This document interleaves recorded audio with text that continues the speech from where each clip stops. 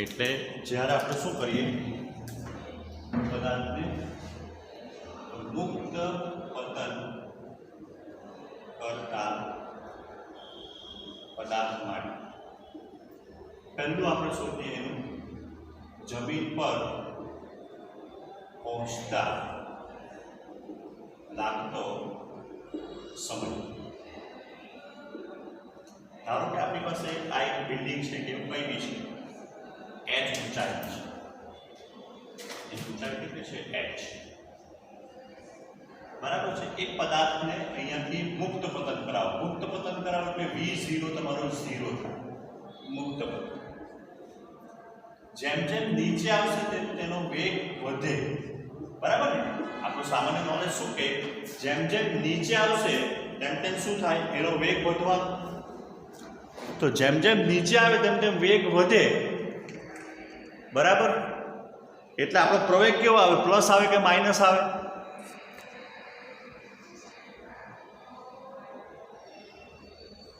તરત જ ઠોકી દે, બસ જરાક બી વિચાર કરે ને બોલ્યા કરે. કેવી રીતના માઇનસ આવે સમજાવ પ્લીઝ. માઇનસ કેવી રીતના આવે? તારું શું નોલેજ? તારું માઇનસ કેવી રીતના કીધું તો નોલેજ? વેગ વધે એટલે પ્રવેગ પ્લસ આવે, બરાબર છે. એટલે તો ગુજરાતીમાં લખ્યું વેગ વધે એટલે પ્રવેગ પ્લસ થાય, બરાબર. અહીંયા ને અહીંયા v જેટલા વેગથી એ અથડાય. આ એનો અંતિમ વેગ થઈ ગયો જે બી આપણે શોધવાનું છે. તો અહીંયા સુધી એ આવે, બરાબર છે. g કેમ આવ્યો? કારણ કે મુક્ત પતન કર્યા પછી નીચે કોણ લાવે? એને પૃથ્વી લાવે. એટલે ગુરુત્વાકર્ષણ એટલે આપણે પ્લસ g લખ્યું. તો આપણી પાસે સૂત્ર છે v બરાબર v0 અથવા તો v તો આપણને ખબર નથી, તો આપણી પાસે સૂત્ર થવાનું d બરાબર v0t પ્લસ 1/2 at². એ અંતર કેટલું કાપવાનું? h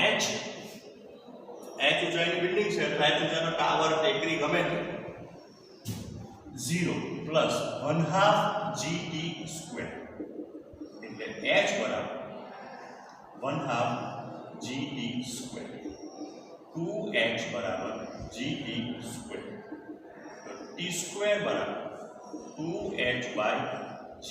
તો t બરાબર વર્ગમૂળમાં 2h/g, બરાબર છે.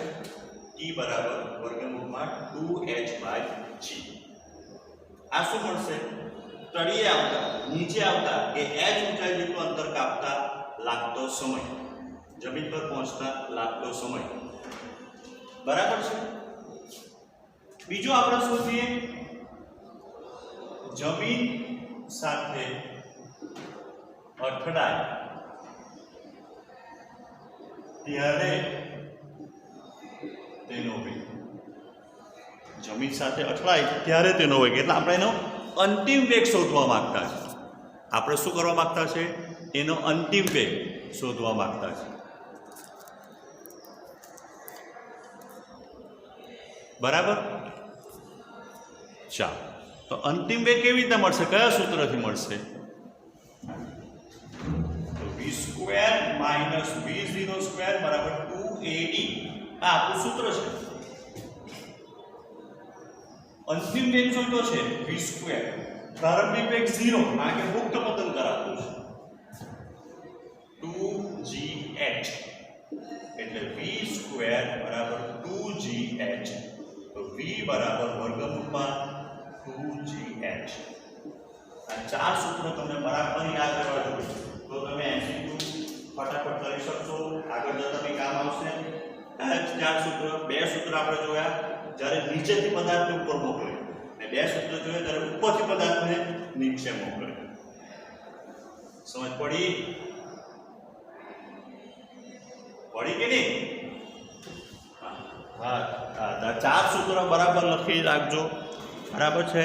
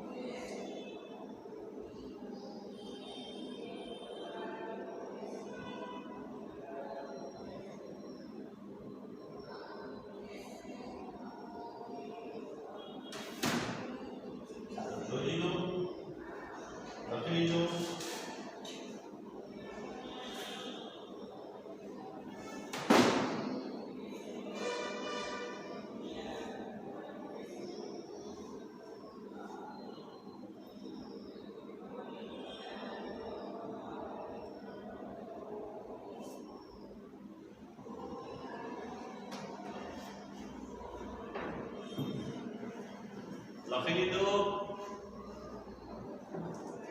થઈ ગયું ઓકે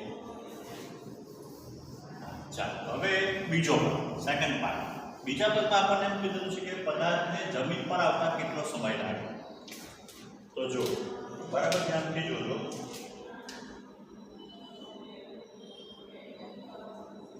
અહીંયા આપણે જે આગળ જોઈ ગયા કે પદાર્થને મુક્ત પતન કરાવો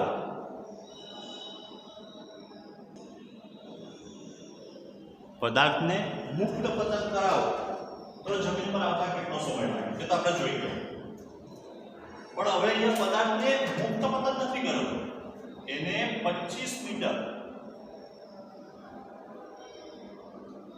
d ગણો કે h ગણો 25 મીટર એને અંતર કાપવાનું છે એને ફેંકો કામ ઉપર v0 બરાબર 20 મીટર પર સેકન્ડ હવે ઇનિશિયલ આપણે ભલે ગમે ત્યાં ફેંકો પણ જ્યારે આ બાજુ ધ્યાન રાખો બરાબર સમજો આ કે છેલ્લું જે 25 મીટર જે અંતર કાપશે એ પદાર્થ જ્યારે નીચે આવશે થશે શું ખબર અહીંથી ફેંકો ઉપર જશે ને ઉપરથી પછી આ નીચે આવે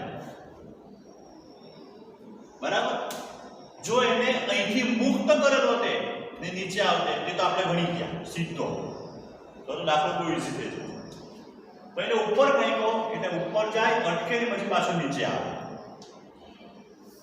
તો અહીંયા જ્યારે છેલ્લું 25 મીટર અંતર કાપશે ત્યારે એનો વેગ વધે એટલે a બરાબર +g ને એની દિશા ક્યાં છે નીચે છે એટલે નીચેની દિશાને આપણે ધન દિશા ધારી તો ઉપરની દિશા કેવી થઈ ગઈ ઋણ ઉપરની દિશા કેવી થઈ ગઈ ઋણ તો આપણો વેગ કઈ દિશામાં છે ઉપરની દિશામાં એટલે એને લખવાનો માઈનસ આટલું ખબર પડી પહેલા બરાબર શાંતિથી મને કેવું ધ્યાનથી જોઈ લીધું આપણે એને ઉપર ફેંક બરાબર પણ જ્યારે છેલ્લું 25 મીટર અંતર કાપશે ત્યારે તો એનો વેગ વધવાનો પહેલા ઉપર વેગ ઘટવાનો તો આપણે દાખલો પતી ગયો એટલે વેગ વધે એટલે a બરાબર +g એટલે +g લખ્યું એનો અર્થ કે ગુરુત્વ પ્રયોગ તો હંમેશા ન હોય નીચેની દિશામાં હોય ગુરુત્વ પ્રયોગ ન હોય હંમેશા નીચેની દિશામાં હોય પૃથ્વી તરફ તો નીચેની દિશા ઇનડાયરેક્ટલી પ્લસ લઈ લીધી આપણે કારણ કે આપણે નીચેની દિશાને પ્લસ થાય બરાબર આઈવા તો a બરાબર +g થઈ ગઈ એટલે ઉપરની દિશા કેવી થઈ ગઈ ઋણ દિશા થઈ ગઈ ને આપણો પ્રારંભિક વેગ ઉપરની દિશામાં છે એટલે -4 બરાબર ને આપણે શોધવાનું શું છે નીચે આવતા લાગતો સમય ચાલો કયું સૂત્ર વાપરવું પહેલા તો મને તે જે આપણા સૂત્ર છે તમારે કયું સૂત્ર વાપરવું જોઈએ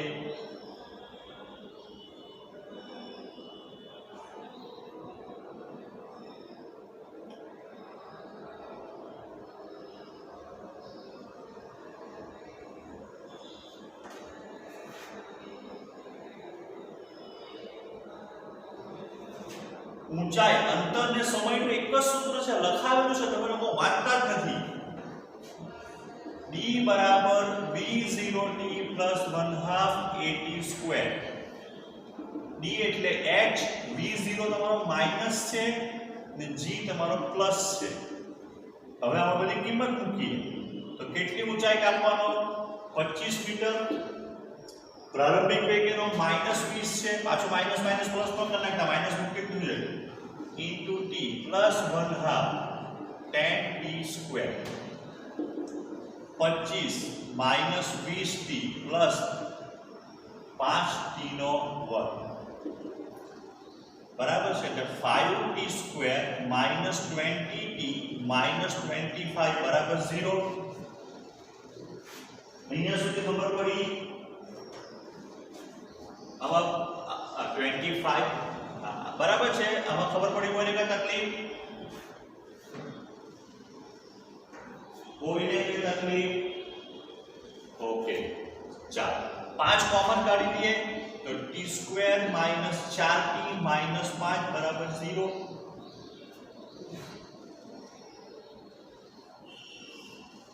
બરાબર ચાલો therefore t² minus 5t plus t minus 5 बराबर 0 4 तो 4 કે 5 * 5 5 * 5 હોય પડશે ને ઓકે t બરાબર t minus 5 plus 8 t minus 5 is equals to 0 એટલે t plus 1 t minus 5 બરાબર 0 થાય કે therefore t બરાબર -1 સેકન્ડ અને t બરાબર 5 સેકન્ડ બે જવાબ આવ્યા બરાબર કેટલા જવાબ આવ્યા બે આમાંથી શક્ય કયો જવાબ આવશે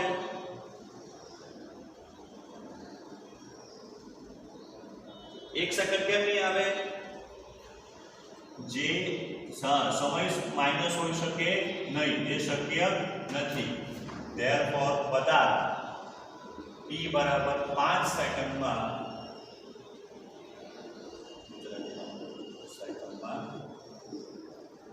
જમીન પર આવશે બરાબર છે t બરાબર 5 સેકન્ડમાં જમીન પર આવશે ચાલો પહેલા લખી લેવ સમજી લેવ અને પછી પાછો તમને એકવાર હું સમજાવું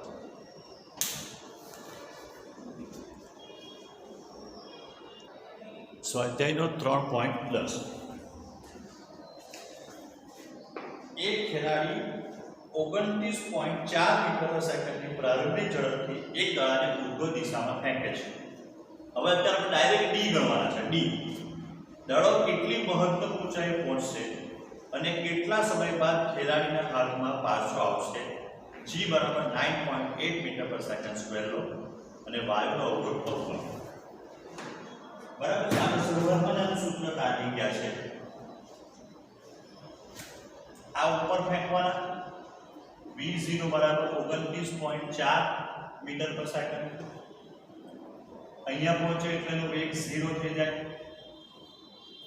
આ થઈ ગઈ એની મહત્તમ ઊંચાઈ તમે h ગણો h મેક્સિમમ ગણો જેમ જેમ ઉપર જાય તેમ તેમ વેગ ઘટે એટલે -c લેવું પડે તો આપણે પહેલું મહત્તમ ઊંચાઈ પૂછેલું છે કેટલી મહત્તમ ઊંચાઈ લાગશે બરાબર છે તો આપણી પાસે સૂત્ર છે v² - v0² બરાબર 2ad 0 - v0² 2a બરાબર -gd h બરાબર એટલે d બરાબર મહત્તમ ઊંચાઈ h મેક્સિમમ બરાબર d બરાબર આપણે સૂત્ર તારીખ કેલા છે v0² ના છેદમાં 2g તો h મેક્સિમમ બરાબર v0 29 પોઈન્ટ કેટલા છે 5 કે 4 નો વર્ગ 2 × 9.8 49 × 4 2 × 9.8 બરાબર છે એટલે ભાગ ચાલતો હશે 9.8 આટલું છે ગુણ્યા 2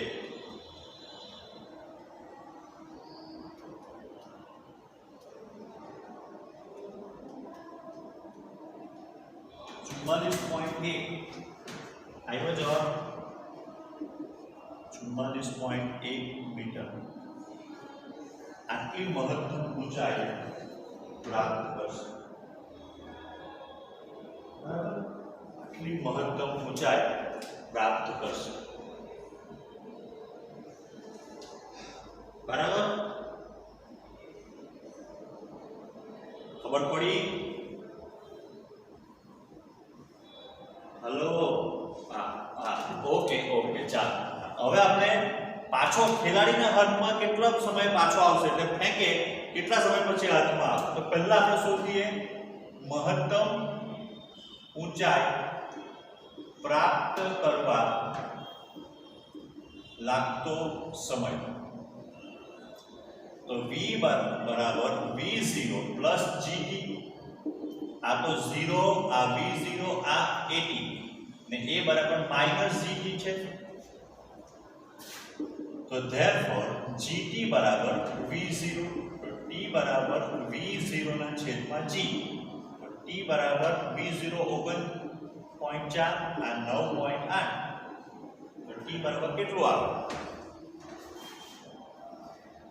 29.4 ભાગ્યા 9.8 3 સેકન્ડ. આ 3 સેકન્ડ આવે. તો 3 સેકન્ડે તો શું થશે? તો અહીંથી અહીંયા પહોંચતા એને 3 સેકન્ડ લાગવાની. પાછો ત્યાંથી નીચે આવતા બીજી 3 સેકન્ડ લાગે. જેટલો સમય જતા લાગે એટલો સમય એને આવતા લાગે. બરાબર છે? એટલે જે દડો કે બોલ જેટલા સમયમાં મહત્તમ ઊંચાઈ પ્રાપ્ત કરશે એટલો જ સમય એને ફરી પાછો જમીન પર આવતા થશે. બરાબર છે? તો આપણને પૂછવું છે કે કેટલા સમય પછી એ દળ હાથમાં આવે. તો therefore ખેલાડીના હાથમાં દડો 3 વત્તા 3 બરાબર 6 સેકન્ડ સમય પછી પાછો આવશે. સમજ પડી? હે? જેટલા સમય એને જતા લાગશે એટલો સમય એને આવતા બી લાગશે. એટલે 3 સેકન્ડ જવાની ને 3 સેકન્ડ આવવાની, એટલે ટોટલ 6 સેકન્ડ પછી એના હાથમાં આવશે. ચાલ લખી લેવા. આટલું ખબર ન પડે તો પૂછી લે. બરાબર છે? આ બંને દાખલા આજે બરાબર થઈ જવા જોઈએ.